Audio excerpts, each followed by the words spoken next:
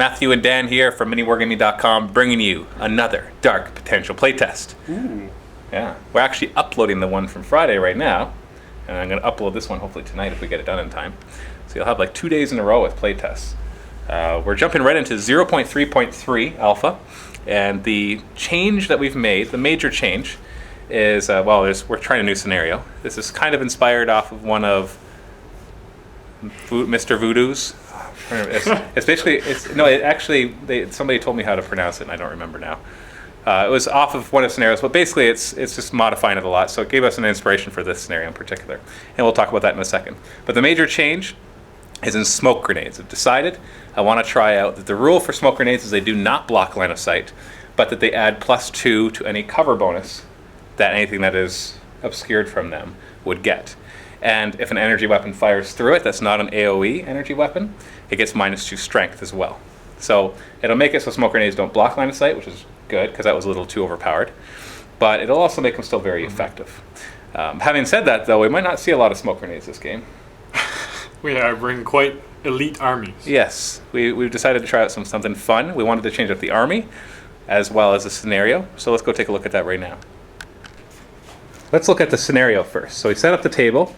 Just something different than what we normally do.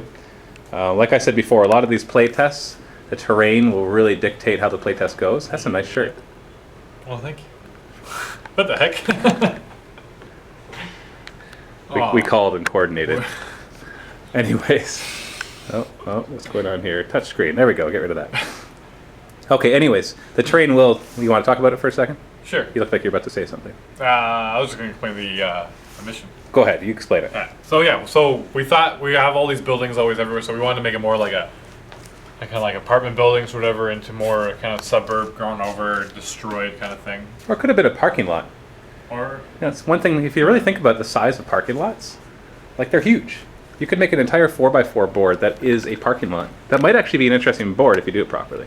Or this was one side of the street that completely got wiped by something. And this is just what's left of the buildings. Well, these buildings barely kept intact. Maybe an earthquake or something?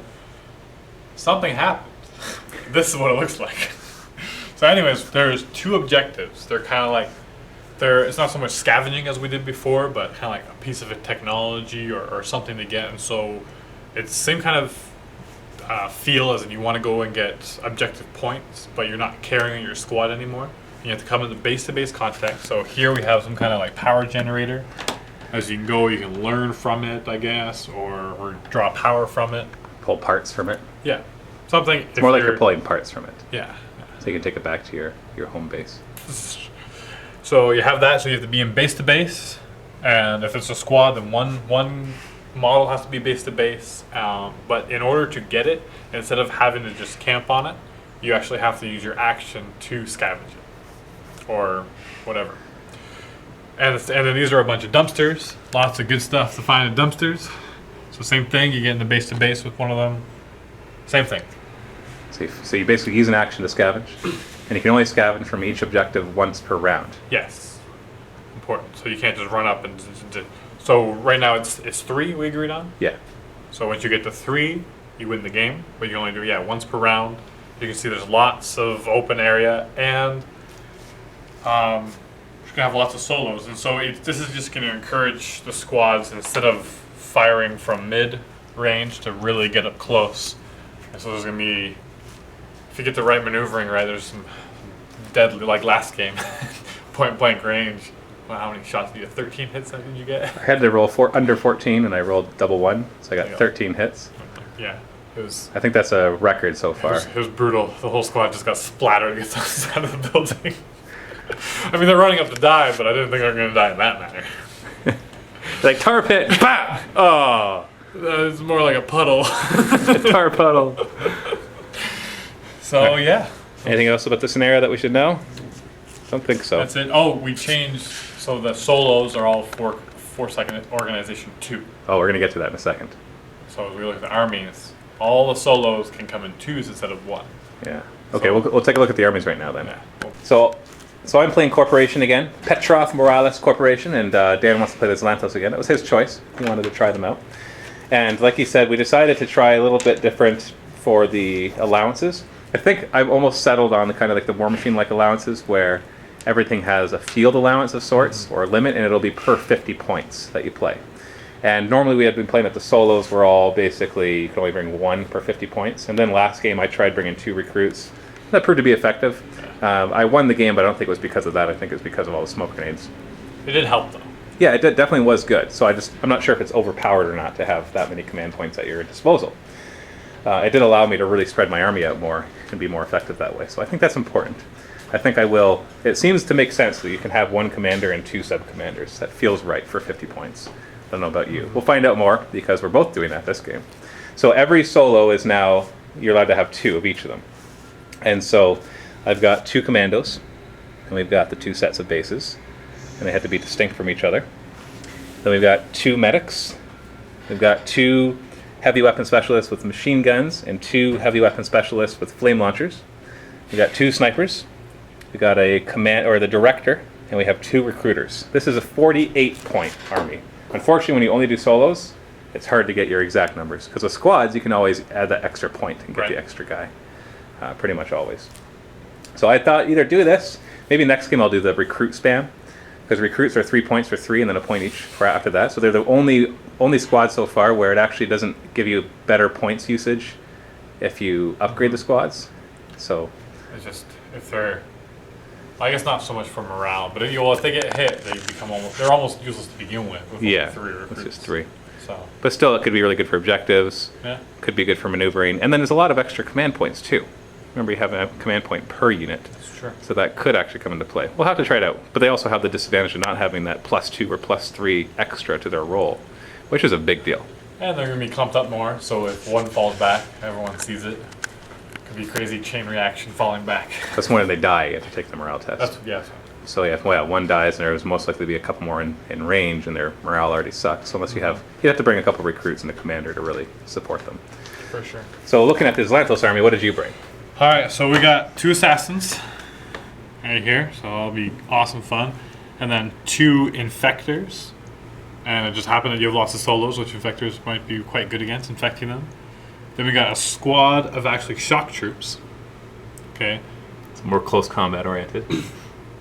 Full on, and then because I pulled the squad, I just filled it out to the exact amount of points. And then 2 manipulators and my commander.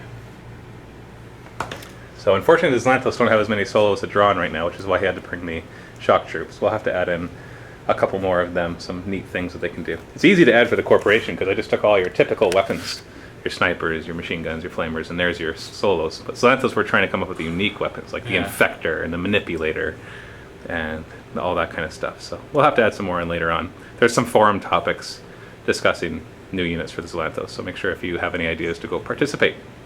Post. Yeah. All right. So let's get started. We've got we each have a yellow die to tell us, we're going to put a yellow die in the middle too to tell us a turn if we actually remember to change it. And it's maximum 6 game turns. We've been finding that seems to be a good size for this game, which tends to be a good size for most games. Yeah. Just the way they all work out. So we're going to do 6 turns, so let's roll to see who goes first. You got a die? I do. 1 and 1. Reroll. 3 and 3. Matt, stop it. You're copying me. Haha! I will go first. Okay. So I will deploy 10-inch deployment, we'll say. Seems to be good for this game. And I will go first and deploy first. Alright, so very interesting that just the way I'm deploying. Not interesting because I'm interesting. Because it's so few models that it just feels strange. I'm used to like running out of space for everything. So of course we have a sniper up on the high ground. You're allowed to deploy as high as you want within your 10 inches. And before you start shouting overpowered, he's got one too. And he's got some long-range weaponry, so he's good. Maybe not as long-range as a sniper. But anyway, it doesn't matter. We'll see how this goes. And then the second sniper down here, so he can cover more of the ground. Because up here, you lose in here. You can't really see there. So down here, it covers more of it. Still not all of it, so he could still hug the buildings and stay within the snipers. But unless everybody hugs the building, the snipers will have something to shoot at. And then we've got 1 recruiter here. He's got the 2 machine gunner guys and 1 medic to support them. We've got a commando here. I can say that because both of these are just commandos, so it's not like I have to keep secret which is what. That'll be interesting when you actually have multiple stealth things. You don't know what actually is underneath the one set. Like if I had 2 stealth things, then I'd bring these 2 things. Now, if they have different stealth levels, it'll be obvious. Yeah. But if they have the same stealth level, then you should also have a rule that you can actually choose if you have a stealth level 3 to play it like a stealth level 2, just so you can confuse your opponent even more. Yeah, why not? Yeah, just voluntarily give up the base. Then we have the commander here with a heavy weapon specialist with flame launcher, the medic supporting them, and then nearby we have the other flame launcher, and then the recruiter over here to support, and then we have the other commando over here somewhere. So that's our line. Let's see how these Lanthos decide to deploy. All right, and we have the Lanthos all deployed on their side. I see what you mean, though. Like, yeah, it's just like, oh, I deployed half my army, and then, oh wait, that's all.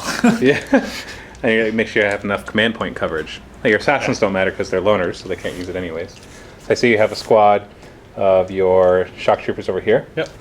And then Infector. commander, and then a manipulator. So these guys will just be in range with the commander probably. And then the other manipulator with an assassin somewhere in here. Other assassin right there. And then the manipulator is on the bottom floor. That's an infector. Oh yeah, that's right. The infector is down on the bottom floor. So spread out gun line. Obviously it's important though. Make sure that one player doesn't just get to sit on the objective for too long. Okay, so I have first turn. Let's see what happens.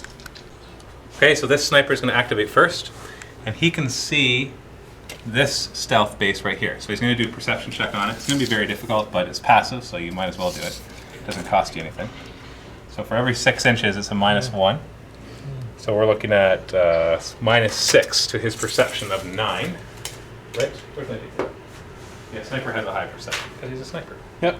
And there's nothing intervening. Perception 10, sorry. Yeah. So it'll be 4 or less. No, that's nothing in the way. Yeah. No. Nice high up. That's nice, eh? Yeah, but it also means the higher up you are, I find, the more of a blind spot you have. Yeah. So the lower you are, the less of a blind spot. Okay, so 4 or less. Let's see if I get lucky.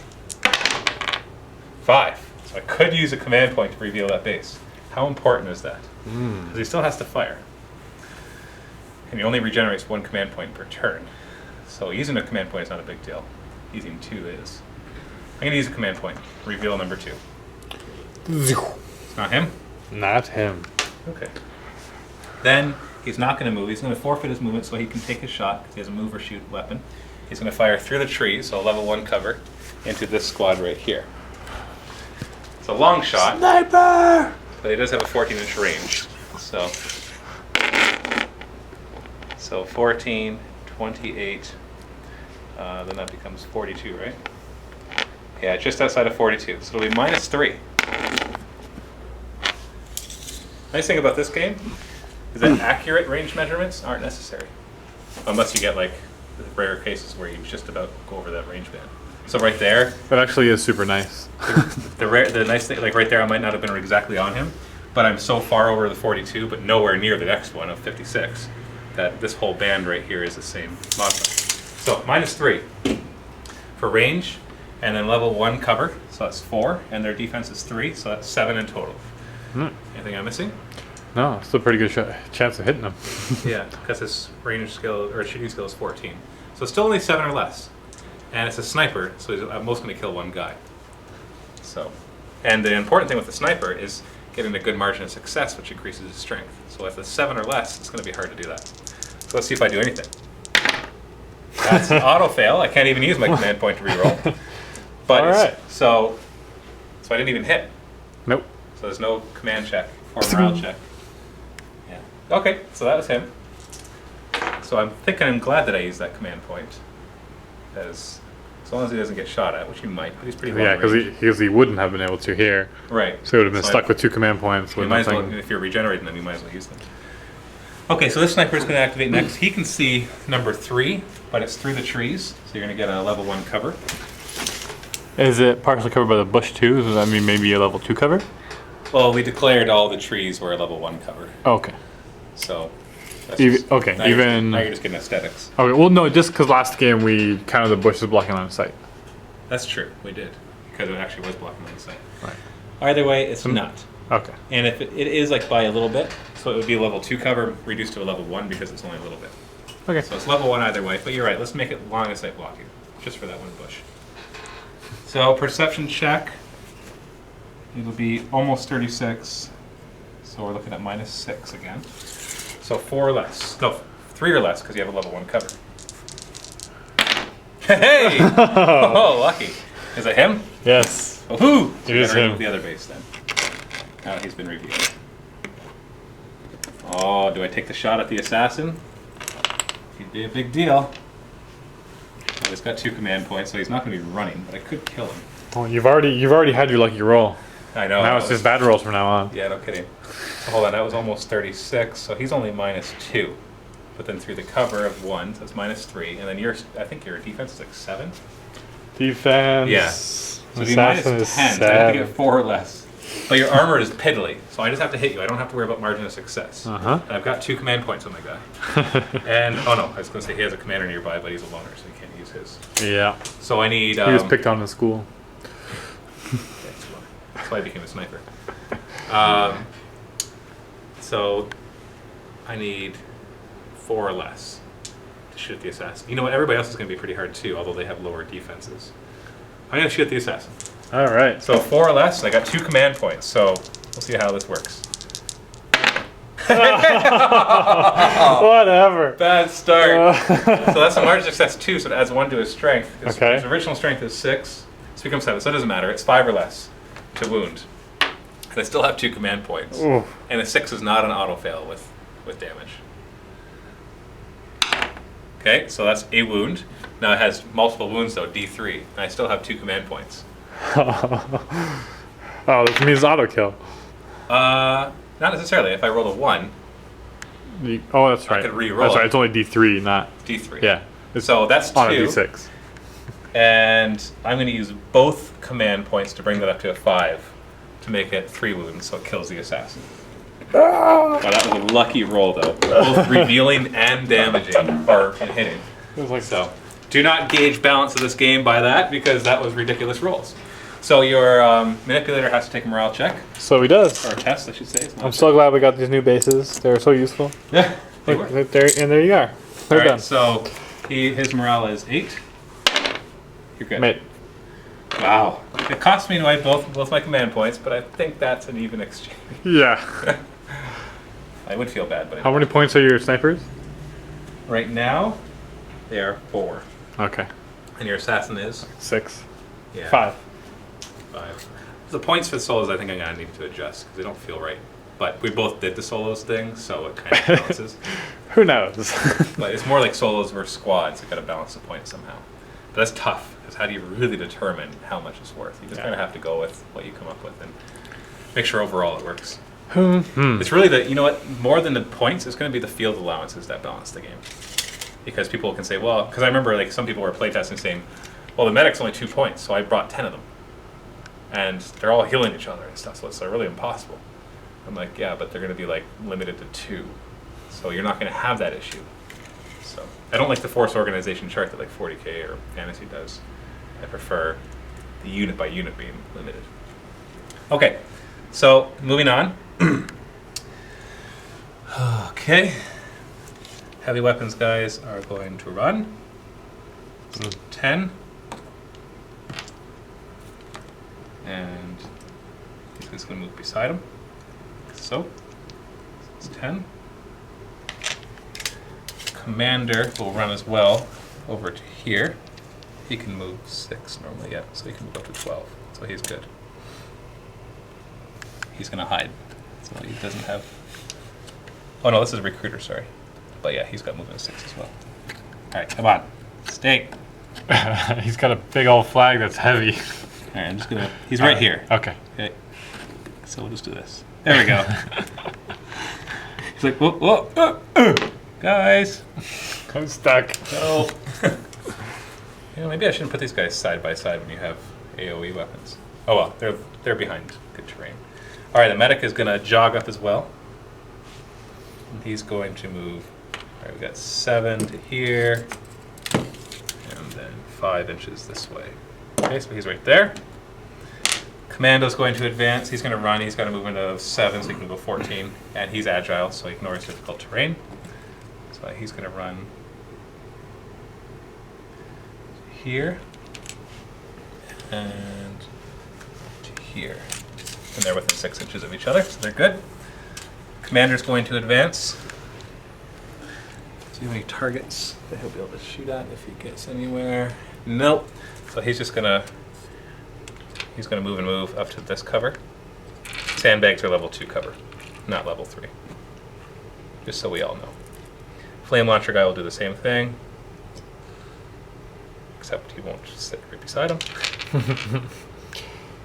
And medic will run up behind them.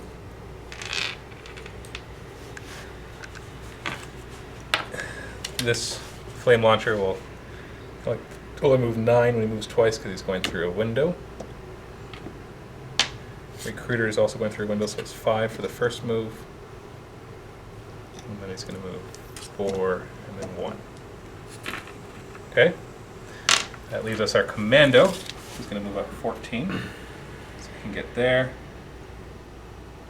And he can get there. Yeah, they're already within 6. So just positioning this round. Now we're going to move to Lanthos turn 1. Now, quick question. Yep. Are we going to make it so you can't salvage if someone else is also in base to base? What do you think? I I don't think this situation will come up, really. Except that Killer. what you're basically saying is, as a last-ditch effort, I could run up and grab something. Right, But somebody's in base to base, so you have to deal with that person. right. I think that should be it because Yeah, so you have to be the only one. You can control the objective, I Right. guess. So, yeah, that sounds right. all right. Zelanthos turn 1. Alright, these guys move up. They have 7-inch movement, remember? Right? I don't remember. Let's look. Shock troops have 7 movement. Yeah, because they're meant to be close combat. They got their anti-grav packs. Oh, first, before actually take that back, they're active perception on this guy. You mean passive perception? Yes, that's what I meant. Okay, so for every 6 inches. So we're at 23. Yeah. That's, So it's -4. Is there any cover to this guy? Does he Yeah. get any cover? Is it a 1 or a 2? well, he's partially blocked by this, so. So it's a 2 then. So it'll be -6 to your perception of 9 or 8? 8, I think. Perception of. I didn't bring this over here. Yeah, you should. Oh, 7. 7. Okay, so double ones. Alright, here we go. If you can do it, I can do it. Oh, I got doubles. We just mentioned that double ones are the same likelihood as double 3s, It's true. but that didn't help me. Okay. Okay, squads aren't supposed to be good at picking out the stealth guys. Snipers are. And then picking I off guess stuff. that's true. And you have dug in on those guys too, don't you? Oh, no, wait. No, you don't. That's my guys. The agents. My guys. I'm already associating myself with corporation. I don't know. What army should I associate myself with, do you think? Which one's your squad leader? Make sure they stay within command range of the squad leader. Yeah, well, they're doing their double movement. Oh, okay. No.